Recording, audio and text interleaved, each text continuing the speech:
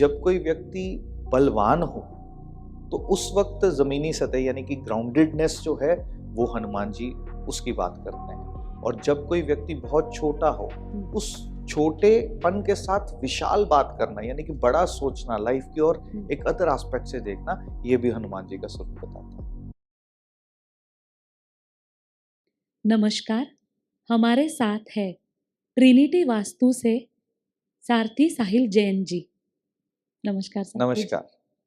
आज हम उनसे जानेंगे बजरंग बली के बारे में। सारथी जी, आपने मेरे इष्ट देव श्री गणेश के बारे में जब भी बताया तो आप कह गए कि बल का प्रतीक श्री बजरंग बली भी है और माँ दुर्गा भी है। तो माँ दुर्गा के तो बहुत सारे स्वरूप है, लेकिन श्री बजरंग बली के बारे में अगर हमें जानना है या हमारे बच्चों को हमें समझाना है कि वो कैसे उनके रूप के क्या मायने हैं, क्या विशेषताएं हैं, तो आप क्या कहना चाहोगे? बजरंग बली जिनको कहा जाता है पवन पुत्र हनुमान, यानी कि वो किसके पुत्र हैं? पवन के पुत्र हैं। और वो क्यों बल का प्रतीक हैं और क्यों आज के समय में हम जब बात करते हैं शक्ति की उनको याद किया जाता है? नाम से समझ में आता होगा पवन पुत्र हनुमान, यानी कि पवन का पुत्र। हम अपनी ह्यूमन बॉडी को जैसे समझते हैं, एक सोल जब तक इस पृथ्वी पे रहती है ना, उसकी श्वासें जो हैं वो चल रही होती हैं। द मोमेंट एक व्यक्ति की श्वासें रुकती हैं, सोल इस शरीर को छोड़ करके नेक्स्ट जर्नी की ओर बढ़ जाती है। तो बल का प्रतीक कौन है? पवन पुत्र, यानी कि जब तक इस शरीर के अंदर पवन यानी कि वायु का संचार प्राण ऊर्जा के रूप में होता चला जाता है, तब तक शरीर के अंदर बल है। और जब जब प्राण ऊर्जा शरीर के अंदर कम हो जाती है तो बल जो है शरीर के अंदर कम हो जाता है। इसको वास्तविकता में कहा जाता है पवन पुत्र हनुमान। ये स्वरूप है। पवन पुत्र हनुमान है तो ऐसे भी सुना है कि वो अंजनी पुत्र भी है, तो उसके पीछे क्या रहता है? अंजनी पुत्र पवन सुत नामा। हाँ, इसमें कहा जाता है कि अंजनी पुत्र पवन सुत नामा, महावीर विक्रम बजरंगी, कुमति निवार सुमति के संगी।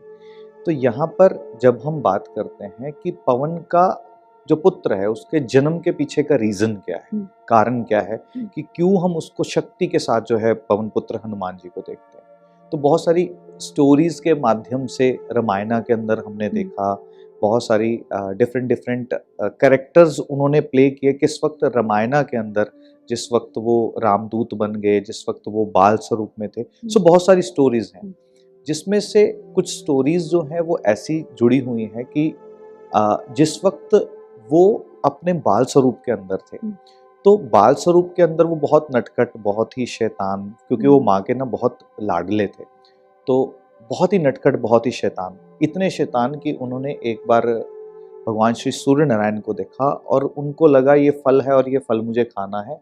तो वो भगवान श्री सूर्य नारायण को एक बार के लिए वो निगलने के लिए निकल पड़े। सो उस वक्त उनको एक श्राप मिला, क्योंकि वो बहुत ही ज्यादा बलशाली थे, वो किसी भी चीज को कंट्रोल में करना जानते थे। तो इसलिए उनको एक श्राप मिला कि जब तक तुम अपनी शक्तियों को, तुम्हें कोई एहसास ना कराए, तब तक तुम अपनी शक्तियां भूल जाओ। यानी कि हम अपनी बॉडी के अंदर, अगर हम पवन पुत्र की बात कर रहे हैं, हम किसकी बात कर रहे हैं? वो प्राण ऊर्जा जो हमारे शरीर के अंदर है, वो शरीर के अंदर ऊर्जा कैसी है? वो ऊर्जा जो हमारे साथ हर वक्त है, पर कभी कभी हम खुद की शक्तियों को भूल जाते हैं। एंड देन मूवमेंट आपकी जिंदगी में भी कोई जामवंत बन के आता है, जैसे कि भगवान श्री हनुमान जी की जिंदगी में जामवंत जी आए, जिन्होंने उनको रियलाइज कराया कि आपके पास तो अपार जो है वो शक्ति है। इसलिए भगवान श्री हनुमान जी को अष्ट सिद्धियां नवनिधियों का दाता भी कहा जाता है, जिसके अंदर भगवान श्री हनुमान जी की जब हम बात करते हैं, क्योंकि मैं ऑकल्ट के साथ जुड़ा हुआ हूँ, ज्योतिष के अंदर इनको एस्ट्रोलॉजी के प्रोस्पेक्टिव में इनको मंगल के साथ भी जोड़ा जाता है। और मंगल को हमारी बॉडी के अंदर जो है, ह्यूमन बॉडी के अंदर ब्लड माना जाता है। तो जब तक हमारे शरीर के अलग अलग ऑर्गन्स तक ब्लड सप्लाई एक प्रॉपर तरीके से होती रहती है, वो पर्टिकुलर अंग जो है उसका रोगी होना बहुत कठिन है। यानी कि एक अंग का निरोगी रहने के अंदर ब्लड की जो है बहुत ही महत्वपूर्ण भूमिका रहती है। सो इसका मतलब वो हमारी बॉडी को स्वस्थ यानी कि बॉडी के हर एक अंग को बल देने का काम जो करता है वो कौन करता है? Blood. And blood is connected with what? Blood कैसे बनता है या ब्लड के अंदर कैसे गुण आते हैं रोगों से लड़ने के? जितनी प्राण ऊर्जा यानी कि जितना फ्रेश ऑक्सीजन आप अपनी बॉडी के अंदर इनहेल करते हैं, हमारी बॉडी के अंदर ब्लड जो है वो उतनी ही शक्ति से बॉडी के अंदर किसी भी इम्बैलेंसेस से लड़ सकता है। सो अंजनी पुत्र पवन सुत नामा यानी कि अंजनी पुत्र है और बहुत ही बलशाली हैं, जिनके बल की क्षमता शायद उनको भी एहसास नहीं। तो हम जब अपने बल को, क्योंकि बल की जब हम बात कर रहे हैं ना, तो बल हम सिर्फ और सिर्फ एक व्यक्ति की बॉडी को देखने की बात नहीं कर रहे कि वो कितना बलशाली आपको दिख रहा है। एक होता है दिमागी बल, एक होता है आत्मिक बल, एक होता है शारीरिक बल। दिमागी बल की जब हम बात करते हैं, हम क्या बोलते हैं कि बड़ा ही स्ट्रॉन्ग हेडेड पर्सन है, यानी कि ये अगर लाइफ के अंदर कोई डिसीजन लेता है तो हिलता नहीं। कुछ भी हो लाइफ के अंदर, लाइफ के कैसे भी सर्कमस्टांसेस है, हिलता नहीं। तो जो लोग भी अपनी लाइफ में छोटी छोटी रुकावटों को लेकर के बहुत ज़्यादा चैलेंजेस फेस करते हैं, द मोमेंट वो हनुमान जी की पूजा आराधना उपासना या उनकी जीवन को समझना शुरू करते हैं, उनको दिमागी बल जो है मिलता है। आत्मिक बल में क्या होता है कि हमारी ज़िंदगी के अंदर बहुत सारे मूवमेंट्स ऐसे आते हैं जब कभी ना कहीं हम इमोशनली बहुत ज़्यादा डिस्टर्ब होते हैं, तो आत्मिक बल के लिए भी उनको माना जाता है। और तीसरा शारीरिक बल, द मोर हमारी बॉडी हेल्दी रहेगी, कैसे रहेगी? जितना हम अपनी लाइफ के अंदर वर्कआउट करते हैं। दैट इज़ वाई एक स्टेज को हम क्या कहते हैं? युवावस्था। जिस वक्त एक बच्चा बड़ा हो रहा होता है, उसके अंदर हम कहते हैं ना गर्म खून है, तो यानी कि खून का प्रवाह, यानी कि उसके अंदर, बच्चे के अंदर जो है एग्रेशन जो है वो बहुत ज़्यादा उस वक्त होता है, यानी कि बच्चे के अंदर तेज बहुत ज़्यादा होता है।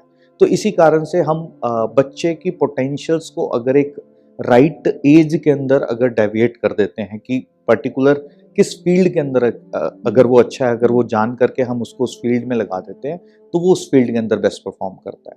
सो ये एक बच्चे की मनोस्थिति के साथ, आपकी मनोस्थिति के साथ, मेरी मनोस्थिति के साथ, या मेरे और आपके शारीरिक बल के साथ, और या मेरे और आपके मानसिक बल के साथ जो है वो जुड़े हुए हैं भगवान श्री हनुमान। बहुत खूब। जैसे स्टोरीज में बचपन में सुना था कि हनुमान जी के साथ पास ऐसी शक्ति थी कि वो पल में विराट रूप ले लेते थे, पल में सूक्ष्म रूप ले लेते थे। तो इसके पीछे क्या है? देखिए, मैंने जैसे आपको बताया कि हिंदू दर्शन के अंदर हर स्टोरी के एक बहुत गहरे मायने हैं, बहुत ही इम्पोर्टेंट मैसेजेस हैं। तो जब आप जिस स्वरूप की बात कर रहे हैं कि विराट स्वरूप भी उन्होंने लिया और सूक्ष्म से सूक्ष्म स्वरूप भी लिया, इसलिए उनको अष्टसिद्धियों का दाता कहा जाता था। सो विराट स्वरूप की जब बात करते हैं और सूक्ष्म स्वरूप की बात करते हैं, ये एक बहुत ही स्ट्रॉन्ग मैसेज है, क्योंकि हनुमान जी की अगर जीवन को अगर हम रामायण के माध्यम से अगर समझते हैं ना, तो सबसे ज्यादा बलशाली होने के बाद भी उन्होंने कभी क्रेडिट नहीं लिया। उन्होंने हमेशा क्या कहा कि मैं राम जी का सेवक हूँ, मुझ में, मैं हूँ तो राम जी के कारण से हूँ, जो भी है वो राममय है।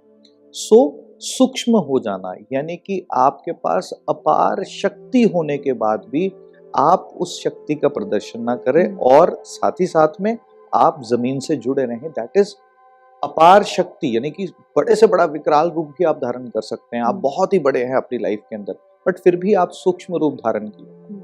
और सूक्ष्म रूप भी है अगर आपका, मान लीजिए आपको बाय बर्थ अगर किसी ऐसे परिवार के अंदर जन्म हुआ जिस परिवार के अंदर फाइनेंशियल एस्पेक्ट बहुत अच्छा नहीं, तो सूक्ष्म स्वरूप है आपका, बट उस सूक्ष्म स्वरूप में भी विशाल सोच रखना, ये किसका प्रतीक है? ये भी हनुमान जी का स्वरूप है। तो इसका क्या मतलब है कि जब कोई व्यक्ति बलवान हो तो उस वक्त जमीनी सतह यानी कि ग्राउंडेडनेस जो है वो हनुमान जी उसकी बात करते हैं। और जब कोई व्यक्ति बहुत छोटा हो, उस छोटेपन के साथ विशाल बात करना, यानी कि बड़ा सोचना, लाइफ की और एक अदर एस्पेक्ट से देखना, ये भी हनुमान जी का स्वरूप बताता है।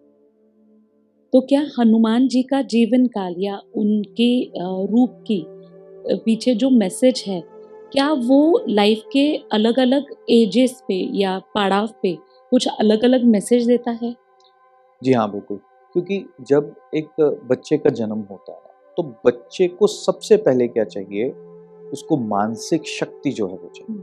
और बच्चे की मानसिक शक्ति कब जो है वो छूट जाती है, या बच्चे की मानसिक शक्ति जो है किस वक्त लुप्त हो जाती है, या यूं कहें बच्चा किस वक्त अपने आसपास के वातावरण को सुन के समझ करके अपने ऊपर कॉन्फिडेंस खो बैठता है, ये समझना बड़ा इंपॉर्टेंट है। जब एक बच्चे का जन्म होता है ना, जन्म होते सार ही बच्चे के आसपास एक बाउंड्रीज जो है वो ड्रॉ कर दी जाती है।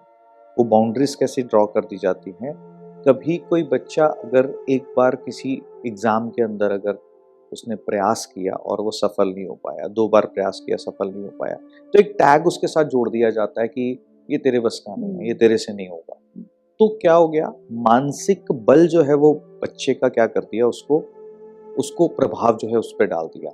तो बच्चे के लिए हनुमान जी का सिमरन मानसिक बल को बताएगा। वो मानसिक बल क्या करेगा, स्वयं पर विश्वास देगा। यहाँ स्वयं का अर्थ क्या है, मानसिक बल जो हनुमान जी देने वाले हैं। स्वयं मतलब जो राम है।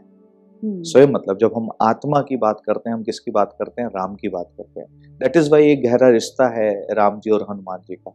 तो जब जब भी आप सिमरन करते हो किसका, हनुमान जी का, यानी कि जब जब भी आप अपनी क्षमताओं पे भरोसा करते हो, हनुमान जी का सिमरन कर रहे हो, यानी कि अपने ऊपर कॉन्फिडेंस दिखा रहे हो, आपका आत्मिक बल जो है वो स्ट्रांग होगा। यानी कि जहां जहां हनुमान जी हैं वहां वहां राम जी हैं। तो ये बच्चों के लिए बड़ा इंपॉर्टेंट है। और ठीक वैसे ही एक स्टेज आती है लाइफ के अंदर जहां पर एक व्यक्ति अपनी लाइफ के अंदर अपने ब्रेड बटर के लिए कमाने निकलता है, चाहे वो जॉब कर रहा है, चाहे वो बिजनेस कर रहा है। तो बहुत सारे फेलियर्स, बहुत सारी चीजें जो है वो लाइफ में देखने को मिलती हैं। तो अगेन उस वक्त भी उस प्रेशर को हैंडल करना, जिसके लिए हमें क्या चाहिए, मानसिक बल के साथ साथ आत्मिक बल भी चाहिए। यानी कि हमारी आत्मा का उतना दृढ़ होना कि मुझे कैसे भी करके इस लाइफ के अंदर अपनी फैमिली को बेस्ट चीज देनी है, नो मैटर व्हाट, क्या फेलियर्स मेरी लाइफ के अंदर आ रहे हैं, फिर भी मुझे प्रयास पूर्वक हर काम को करना है, सूक्ष्म से सूक्ष्म रूप धारण करके भी एंड विशाल रूप धारण करके भी। और यही अगर हम एक बुजुर्ग की जिंदगी में बात करते हैं, तो अब बुजुर्ग की जिंदगी में क्या चाहिए, मानसिक बल। किस चीज का, मानसिक बल उस एक्सेप्टेंस का कि अब जिंदगी एक ऐसे पड़ाव पर आ रही है जहां बहुत सारी चीजें जो है व्यक्ति अपनी लाइफ के अंदर एक्सपीरियंस कर चुका होता है। आत्मिक बल भी चाहिए और साथ साथ में सबसे इंपॉर्टेंट शारीरिक बल, क्योंकि जैसे जैसे व्यक्ति बुजुर्ग होता चला जाता है, बॉडी के ऑर्गन्स के अंदर ब्लड सप्लाई जो है वो कम होना शुरू होता है। और जितना ब्लड सप्लाई कम होता चला जाता है, ऑर्गन्स जो है ना वो काम करना कम करते हैं, यानी जिसके कारण से एक आदमी कमजोर और वीक जो है फील करता है। सो हनुमान जी का सिमरन करना एक सिमरन हो गया पूजा के तल पर। दूसरा सिमरन मैंने क्या बोला, ये पवन पुत्र है। पवन पुत्र है, इसका मतलब ब्लड।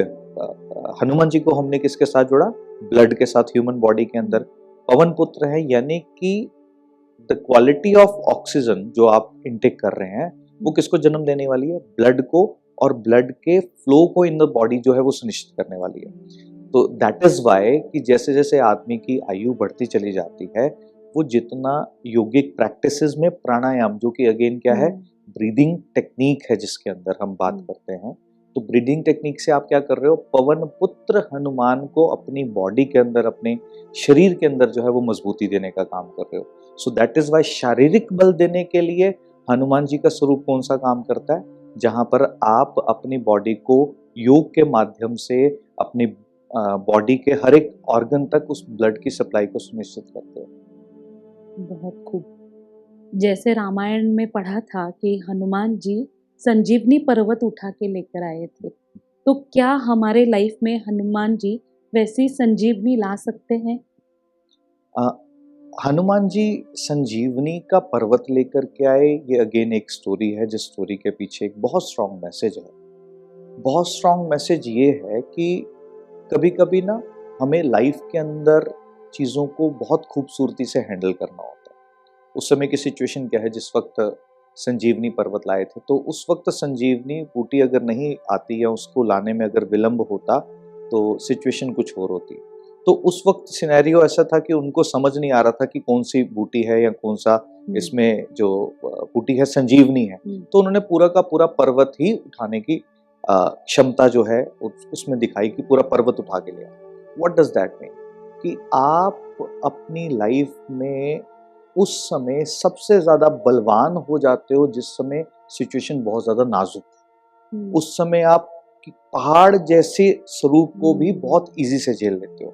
जिस वक्त, अगर एक उदाहरण के तौर पे, अगर किसी व्यक्ति के परिवार का सदस्य कोई बीमार पड़ा हुआ है, तो वो व्यक्ति बिना खाना खाए ना 24 घंटे 48 घंटे जो है वो काम पे लगा हुआ है, उसकी सेवा में लगा है, इधर भाग रहा है, मेडिसिन ला रहा है, ये कर रहा है, वो कर रहा है। यानी कि अगर ये नॉर्मल लाइफ के अंदर करना पड़े तो आप नहीं करोगे, बट मतलब जिस वक्त परिस्थिति बिल्कुल आपके अनुकूल नहीं थी, उस वक्त आपके अंदर वो पोटेंशियल्स हैं कि आप प्रेशर को हैंडल करके उस सिचुएशन को, जितनी मर्जी बड़ी सिचुएशन है उसको आप हैंडल कर लो।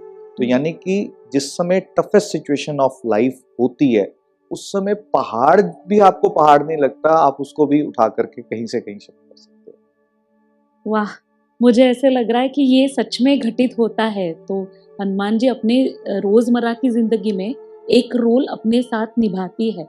सेम जैसे रामायण में हनुमान जी का तो बहुत बड़ा रोल था। मैंने स्टोरीज में ये भी सुना है कि हनुमान जी महाभारत में भी एक रोल प्ले करते हैं। तो वो रोल क्या था? महाभारत के अंदर जब एक ऐसा क्षण आता है जिस वक्त भगवान श्री कृष्ण के बहुत प्रयास करने के बाद भी ये सुनिश्चित हो जाता है कि ना युद्ध अब टल नहीं पाएगा, ये जो युद्ध है वो होकर के रहेगा, तो भगवान श्री कृष्ण कहते हैं कि अब बल की यहाँ आवश्यकता है। किसकी जरूरत है? बल की यहाँ आवश्यकता है, क्योंकि योद्धा तो अर्जुन है, पर उस योद्धा को जो उस कर्म भूमि के अंदर खड़ा है उसको कौन सा बल चाहिए? पहला मानसिक बल चाहिए युद्ध को लड़ने के लिए, फिर आत्मिक बल चाहिए अपने गुरु का वध करने के लिए, फिर शारीरिक बल चाहिए कर्ण जैसे योद्धा से लड़ने के लिए। तो भगवान श्री कृष्ण उस वक्त हनुमान जी के पास बोलते हैं कि चलिए, जिस समय मैं राम अवतार में था उस वक्त आपने मेरा साथ दिया, तो इस वक्त जो है चलिए मैदान के अंदर। तो ऐसा माना जाता है स्टोरीज के अकॉर्डिंगली कि वो कहते हैं कि भाई मुझे तो भक्ति में ही आनंद आता है, तो जहाँ भक्ति होगी वहाँ मैं होऊंगा, जहाँ ज्ञान की बात हो रही होगी वहाँ मैं होऊंगा, जहाँ मेरे राम की बात हो रही होगी वहाँ मैं होऊंगा। तो ऐसा माना जाता है कि भगवान श्री कृष्ण के उस वक्त कहने पर हनुमान जी को जो है वो रथ की ध्वजा के स्वरूप में उनको वहाँ जो है वो बिठाया गया। और वो जो भगवत गीता का जो भगवान श्री कृष्ण ने अर्जुन को जो उपदेश दिया, वो उपदेश क्या कर रहा था? वो आत्मिक बल, वो मानसिक बल, वो शारीरिक बल हनुमान जी के माध्यम से कहाँ ट्रांसफर हो रहा था? अर्जुन के अंदर। और वो जितना भी ज्ञान था वो ऐसा माना जाता है वो सुन कौन रहा था? हनुमान जी। हनुमान जी मतलब अर्जुन के अंदर का वो तेज सुन रहा था जो उसको अब उस कर्म क्षेत्र के अंदर परफॉर्म करने के लिए विवश करता है, जहां भगवान श्री कृष्ण कहते हैं कि हे पार्थ, नपुंसक की तरह व्यवहार मत करो। तो वहां क्या कह रहे हैं कि कर्म को मत छोड़ दो, यानी कि हनुमान जी की जो शक्ति है ना वो अपने अंदर विद्यमान कर करके युद्ध को जो है बदलो। ओके, क्योंकि मैंने जस्ट ऐसे सुना था कि वो वहाँ पे मौजूद थे, बट इसके पीछे ये इतना बड़ा राज होगा ये अभी पता चला। जैसे हम अपने इष्ट को बहुत अपने करीब मानते हैं, हनुमान जी ने तो बहुत बड़ा उसका प्रतीक दिया कि हृदय फाड़कर दिखाया कि अंदर श्री राम बसे हैं। तो मुझे हनुमान जी के नजरिए से श्री राम की तरफ अगर देखना हो तो क्या मैसेज में उससे पा सकती हूँ? हनुमान जी, जब मैंने बोला आपके ब्लड है बॉडी के अंदर, और ब्लड ये सुनिश्चित करता है कि आपकी बॉडी की मसल्स जो हैं वो अच्छे तरीके से काम करते रहे, आपकी बॉडी का हर एक ऑर्गन काम करता रहे। तो जब भी कभी कर्मास की बात आती है तो हम बिना मसल्स के परमिशन से या बिना मसल्स की सहायता से कोई भी कार्य जो है वो नहीं कर सकते। तो अगर आपने अपनी लाइफ के अंदर एक टारगेट सेट किया कि कुछ भी आप अपनी लाइफ के अंदर अचीव करना चाहते हो, वहां पे मैं फिर से वही बात करूंगा, उस चीज को अचीव करने के लिए आपको क्या चाहिए? आत्मिक बल, मानसिक बल और शारीरिक बल। वो जो आपको चाहिए, यानी कि आपका एक सपना जो आप देखते हो वो क्या है? राम जी का बल है, यानी कि वो शक्ति जो आपसे लाइफ के अंदर एक इच्छा को जन्म दे रही है, यानी कि ये मुझे चाहिए। तो हनुमान जी ने जब अपने अंदर राम जी के दर्शन कराए, यानी कि कर्म करते वक्त सिर्फ और सिर्फ उस कर्म की ओर हो जाओगे तो जो लक्ष्य आपने चुना था भगवान श्री राम के स्वरूप में, वो लक्ष्य जो है आपको प्राप्त होगा। भगवान श्री राम के साथ माता सीता भी थी। हनुमान जी उनको अपने माता के स्वरूप में देखते थे और सीता मैया भी हनुमान जी पर बहुत विश्वास रखती थी। तो हम अपने लाइफ में, रोजमर्रा की जिंदगी में, क्या कोई ऐसा हनुमान भी पा सकते जिस पर पूरा भरोसा किया जाए और उससे बल की प्राप्ति की जाए? मैंने पहले भी कहा कि हिंदू दर्शन के अंदर हम चाहे राम जी की बात करें, चाहे कृष्ण जी की, चाहे हनुमान जी की, चाहे माँ दुर्गा की, ये सारी शक्तियां हमारे अंदर हैं। हम किस शक्ति को किस वक्त जागरूक करना चाहते हैं, हम उस शक्ति के साथ उस वक्त जुड़ते हैं। अब जब शक्ति की बात है तो शक्ति, जब मैंने बोला हमारे अंदर है, हमें सिर्फ बैठ करके अपने आप के मूवमेंट्स को कनेक्ट करना है कि हम क्या हनुमान जी की तरह युद्ध लड़ सकते हैं, या हनुमान जी की तरह हम बहुत सूक्ष्म रूप धारण कर सकते हैं, क्या हनुमान जी की तरह हम बहुत विशाल रूप धारण कर सकते हैं। ये कैसे होता है? आपकी लाइफ के ना बहुत छोटे छोटे छोटे मूवमेंट्स होते हैं। जैसे आप बच्चे होते हैं, एक एग्जाम आपने दिया या एक कॉम्पिटिटिव एग्जाम दिया या किसी प्रतियोगिता में आपने भाग लिया, वहाँ जब आप जीतते हैं, वो जो जीतने के बाद का जो इमोशन है ना, जो आपके कॉन्फिडेंस को बढ़ाता है, वो कौन सा इमोशन है? वो हनुमान जी का इमोशन है। तो यानी कि आपको उस मोमेंट को याद करना है कि मैं लाइफ में कुछ भी अचीव कर सकता हूँ, अगर मैंने ये अचीव किया मैं वो भी अचीव कर सकता हूँ। तो यानी कि हम किसका सिमरन कर रहे हैं? हनुमान जी का ही सिमरन कर रहे हैं। जब कभी आपने किसी की मदद की हो बड़ा होने के बाद भी, और बहुत ग्राउंडेड रह करके की हो, तो वो हनुमान जी का वही सूक्ष्म रूप जो है आप सिमरन कर रहे हो। जब आप छोटा होने के बाद भी बड़े रूप की बात करते हो, बड़ी बात करते हो, लाइफ के अंदर बड़े दिल रखते हो, तो उस कंडीशन में भी आप क्या कर रहे हो? आप हनुमान जी की बात करते हो। तो आप हर एक मोमेंट जब भी अपनी लाइफ के अंदर ये सारी चीजों को जब कनेक्ट करते हो ना कि हाँ ये चीज कर करके मैं उस चीज में विजयी बना था, तो एक्चुअली में तो आप अपने अंदर के हनुमान जी को जगा रहे हो। ओके। हनुमान जी ने अपने पूंछ से लंका जला दी, तो लंका जलाना क्या ये किसी चीज का प्रतीक था कि नेगेटिव फोर्सेस जलाना, या क्या am I going right, like is it like this? देखिए, स्टोरीज के माध्यम से अगर हम देखते हैं तो ऐसा माना गया कि हनुमान जी स्वयं में इतनी क्षमता रखते थे कि वो रावण को परास्त कर करके माँ सीता को ला सकते थे। पर वहां पर भी वो उदाहरण क्या दिया उन्होंने कि वो माँ सीता के पास गए, उनको अपना परिचय दिया और फिर वो वापस आ गए। तो इसका अर्थ क्या है कि पहला अर्थ ये कि बहुत ज्यादा बल होने के बाद भी जरूरी नहीं है कि आपको हर जगह अपने बल का उपयोग करना है, पर जहां कहीं आपको बल दिखाना पड़े, क्योंकि उस वक्त जब आप पूंछ से पूरी लंका जलाने की बात करते हो, उस वक्त क्या था कि रावण ने हनुमान जी को पूरा का पूरा बांध लिया था, पूरा शरीर को पूरा बांध लिया था। तो और आदेश दिया था कि इनकी पूंछ को जो है वो आग लगा दी जाए, क्योंकि रावण का ऐसा मानना था कि बंदर को सबसे प्रिय जो है वो क्या होती है? उसकी पूंछ होती है। तो पूंछ से पूरी लंका को जला देना, व्हाट डज दैट मीन? कि एक ये मैसेज हमेशा सामने वाले को जाता है कि किसी के ऊपर आप ऐसा मत करो कि ये तो कुछ भी नहीं कर सकता, ये तो बिल्कुल हेल्पलेस है। क्योंकि उस वक्त हनुमान जी पूरे बंधे हुए थे और सभी ने उनको घेरा हुआ था, और केवल उन्होंने अपनी पूंछ मात्र से सारी लंका को जला दिया। What does that mean? कि बहुत छोटी छोटी बातें भी आपके अंदर बहुत बड़े गुणों को रखती हैं।